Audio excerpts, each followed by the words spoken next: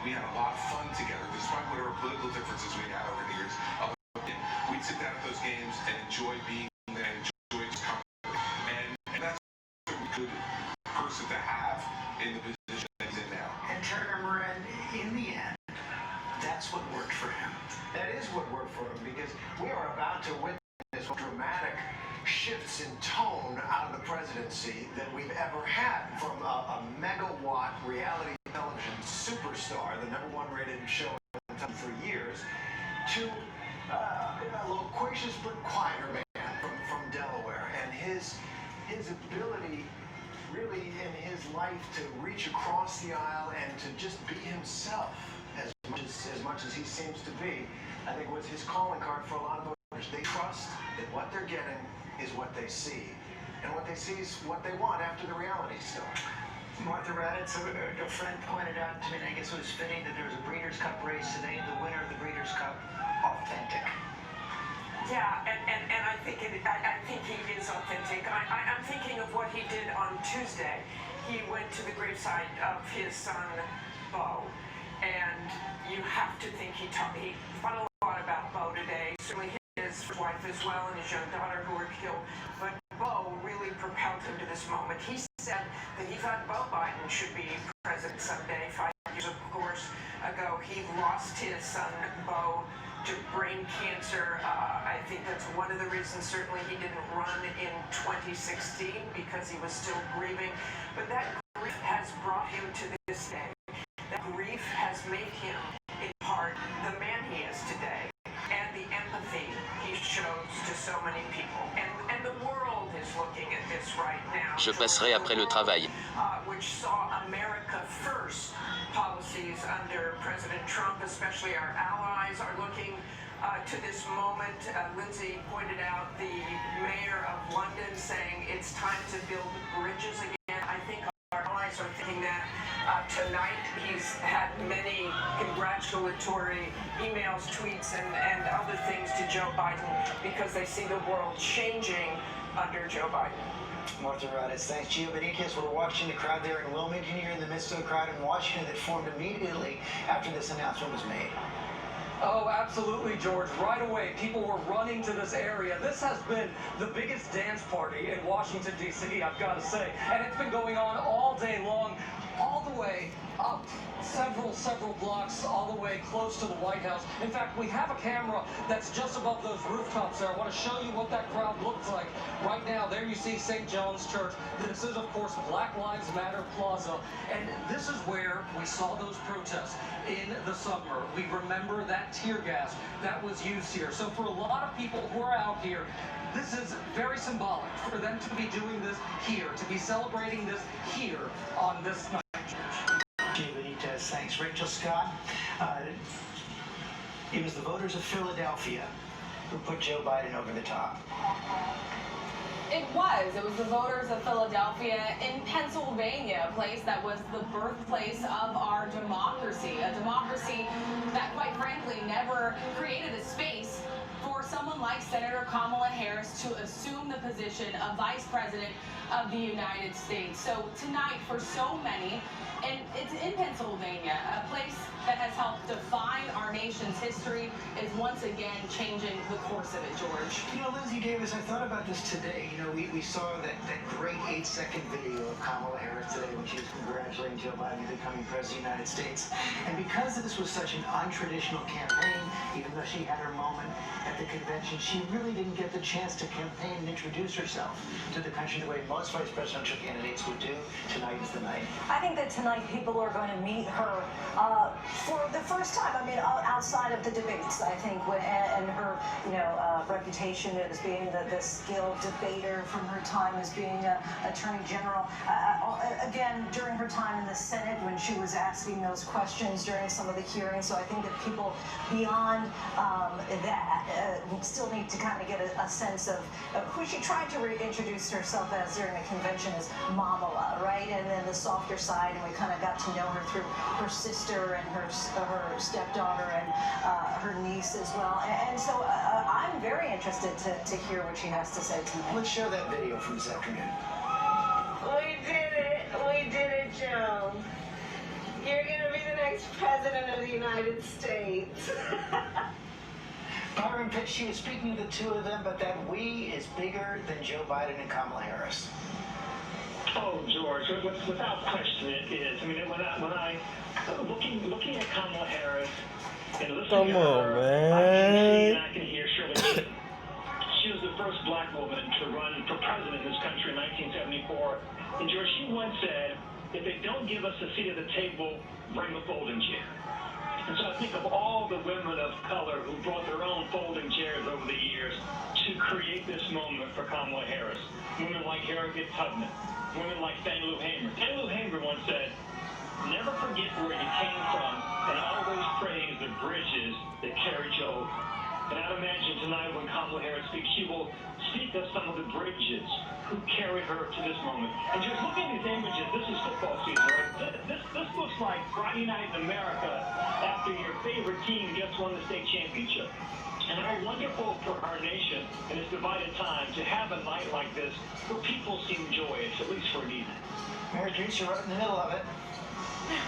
George, I can tell you what also strikes me about this crowd, and we've been walking around a little bit here tonight, the diversity of this crowd. And you speak about, what this moment means for women and for young girls.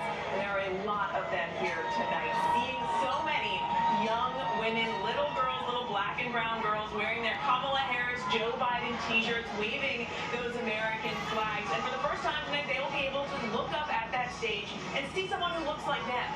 What a powerful moment for everyone in this country, regardless of politics. And it is just so striking in the midst of this pandemic, as someone who has covered every twist and turn of this campaign, it is a little surreal to be at what feels very much like a campaign rally just because we haven't seen this.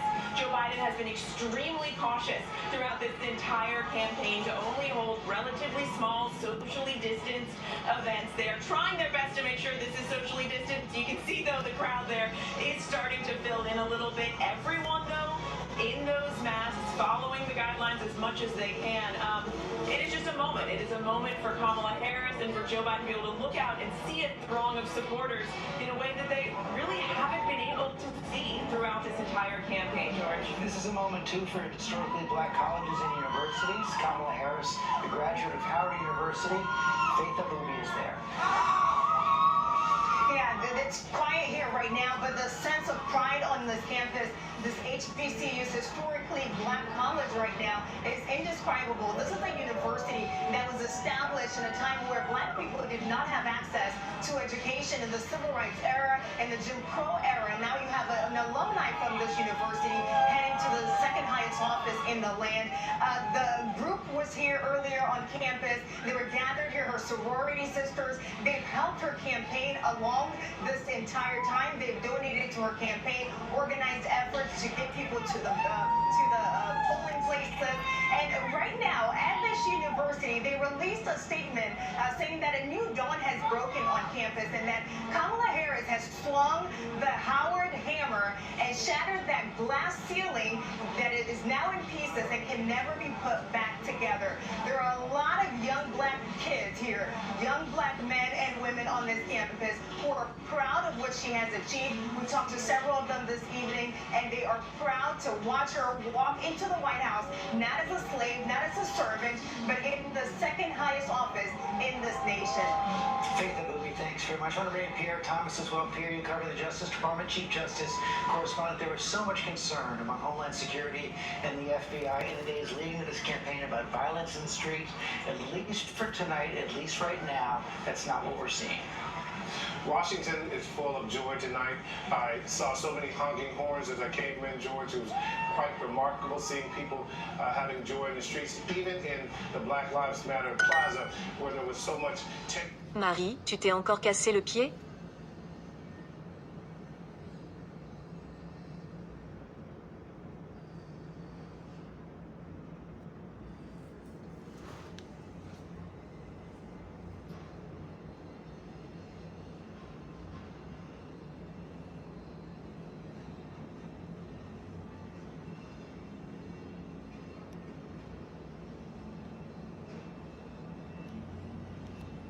And unrest this summer.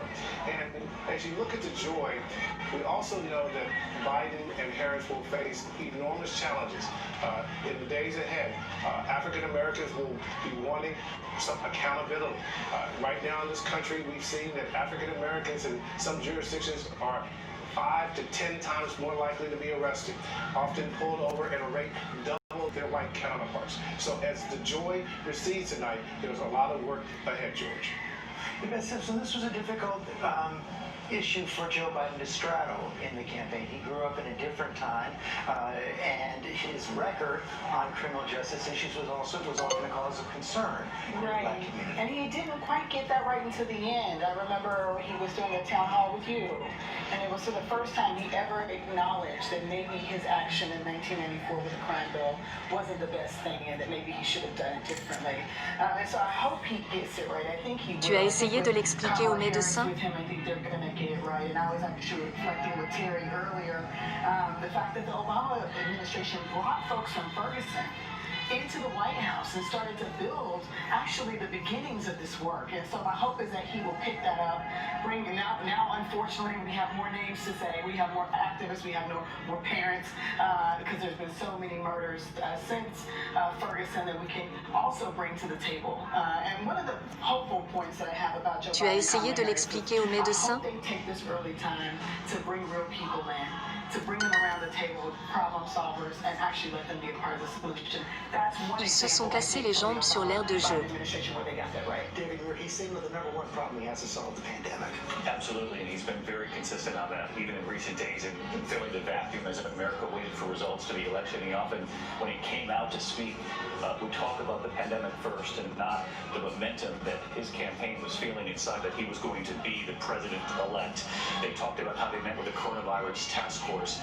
When I sat down with both of them, both Joe Biden and Senator Harris, they both talked about the pandemic. Senator Harris said we've got to make sure when there is a safe vaccine that it's not the people who get it most easily that should get it first. It should be the frontline workers and families and communities that wouldn't have access necessarily. And you know, I have to point out that Joe Biden picked Kamala Harris not only for the diversity and the history making that will come with that choice, but he chose Kamala Harris because he knew she could take the incoming fire that comes by being a first, by making history on this stage today. Her background as a prosecutor, she is tough, and he knows that she's up to the job. No question about that. Rahm Emanuel, he's going to have to get to work on this pandemic even before. J'ai essayé de l'aider, mais je n'ai pas pu. J'ai essayé de l'aider, mais je n'ai pas pu. He just named a task force, or some of the names are out. I mean, so first of all, you got to think that getting the pandemic, both the public health side, the vaccine, etc., organized is the first domino of a series of things. You can't get to the economy, you can't get to other pieces until you get your hands around a problem that's now totally raging out of control. And they're going to be doing this in a very kind of succinct manner of going at each one of these things. J'ai essayé de l'aider, mais je n'ai pas pu. J'ai essayé de l'aider, mais je n'ai pas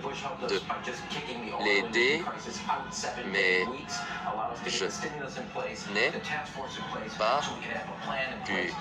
The first domino of any piece, and it's dependent on this, is getting basically your arms around, which is today's at 120,000 new cases a day. We're now, used to be 40,000, 35,000. It is now tripled in just a month. And getting your hand around that and putting this back in the bag allows the economy to start to take its own healing area, and then putting a floor on that, and then a growth strategy behind that. It's going to require him, Chris Christie, calling in your former colleagues, governors across the country, Republicans and Democrats. Yeah, and I think the Republicans and Democratic governors will all be anxious to work and make sure that what they do is get the help they need for their states and some strong direction. That's what the governors want. They've been handling this. I think in the main, these governors have been handling this pretty well. And you can see around the country that the approval ratings of governors, regardless of party, in states. You have Larry Hogan above 70% in Maryland. You have Andrew Cuomo in the same range in New York. So this is not a partisan issue. J'ai essayé de l'aider, mais je n'ai pas pu. J'ai essayé de l'aider, mais je n'ai pas pu. J'ai essayé de l'aider, mais je n'ai pas pu. Biden speaks the language of teamwork very naturally. It's really who he is. And he talks about the reason we wear masks is for each other, take care of each other. He has a natural appeal to putting our shoulders to the wheel against a Les filles se sont cassées les jambes sur l'aire de jeu. Another opportunity to divide for Donald Trump. It's an opportunity for Joe Biden to do the first thing he's got to do. Les filles se sont cassées les jambes sur l'aire de jeu. And in some ways, low-hanging fruit. I mean, you've got a majority of Americans to say, yeah, we want to wear masks. Yeah, there could be some regional differences, but a majority of Americans say, yeah, it kind of makes sense. I don't always like doing it, but it makes a lot of sense. At this stage, I think the one place consistently Republicans found some difference with the president, President Trump, was on the virus.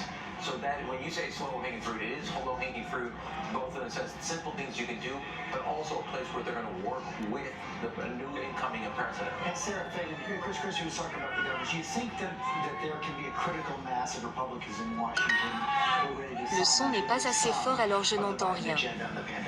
Well, yes, certainly stimulus. I mean, we've been there. Le son n'est pas assez fort, alors je n'entends rien. Parties obviously disagree about how much money Le son n'est pas assez fort, alors je n'entends rien. But even if Joe Biden accepted what Republicans want, it's too Le son n'est pas assez fort, alors je n'entends rien. A lot of things for people, and they will have to meet in the middle. I think Republicans, like Democrats, are exhausted. Le son n'est pas assez fort, alors je n'entends rien. Washington and wants to fight. They want to do things. They want to have ceremonies back in their districts talking about, you know, good Le things son n'est that- pas assez fort, alors je n'entends rien. There's certainly been some of that in the last 4 years. Le son n'est pas assez fort, alors je n'entends rien. There's just a lot of conflict, and I think Republicans will be happy to have Joe Le son Biden n'est work pas with, assez fort, assuming alors je n'entends Joe rien. Biden recognizes that there is many people tonight who are just as disappointed as there are people jubilant in the streets. I was going to say, this is one of those deals you can say the global number is X, but we're going to spend it in a different way. And that's how you just basically meet you halfway, which is the Republicans say, we're going to okay with $2 trillion. Let's say that's the stimulus number. They say, but Biden's going to say, but this is how I want to divide it. I want more state and local. And they're going to say, okay. That's how you basically cut a deal on this. And one of the things that I think Republicans, to build off what Yvette was saying earlier, where he can find common ground is on further criminal justice reform. Yeah. You know, a lot of Republicans supported criminal justice reform that President Trump passed, and a lot of Democrats did. J'ai demandé un verre d'eau à l'infirmière. In both parties that we need to look at our criminal justice system and make it more effective and make it fairer. And you saw that in the criminal justice reform that was passed in the last couple of years. And I think it's another area where, you know, Republicans and Democrats can come together because they already have, and they've seen some of the positive results from that. I think, Martha Raddatz, if that happens in Washington, perhaps a lot of it behind the scenes, all the exhaustion Americans have felt over the last few years will go away because they don't have to pay attention to everything that's going on every single minute of the day in Washington. That's right, and it is exhausting. It's exhausting for the country. It's certainly exhausting for us. You know, tonight, George, I actually walked down to the White House as well to sort of see what that was like down there, but it prompted me to call some people in J'ai demandé un verre d'eau à l'infirmière. Trump Town, Honey Grove, Texas, and talked to Carl Wild there, who was a former Trump supporter. And he said it's just very quiet there. People are accepting it. Marie, They're tu t'es not encore really cassé le pied? listening to what Donald Trump is saying and not saying. In other words, conceding. But he said, you know, this is democracy at work. It is democracy at work, and that's what we're seeing. And hopefully the next few years won't be quite as exhausting. Here she comes, Vice President Kamala Harris.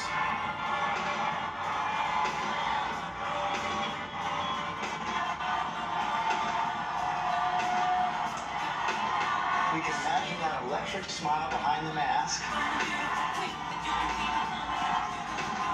She's going to savor this moment.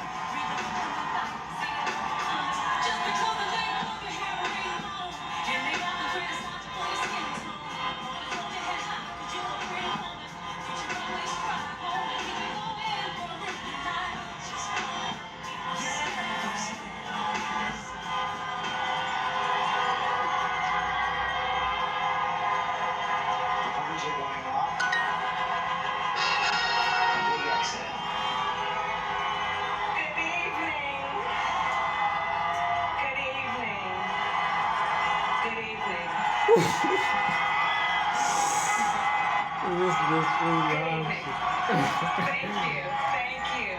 Good evening.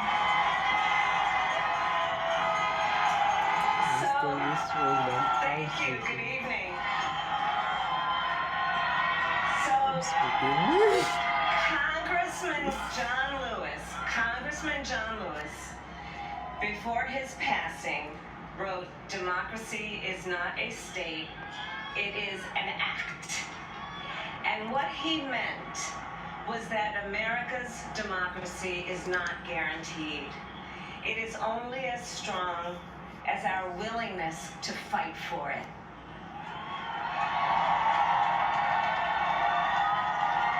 To guard it and never take it for granted.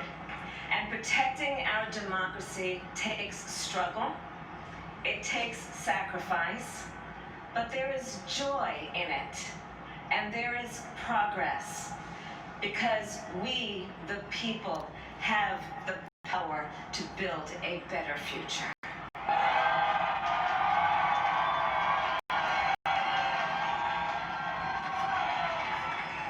And when our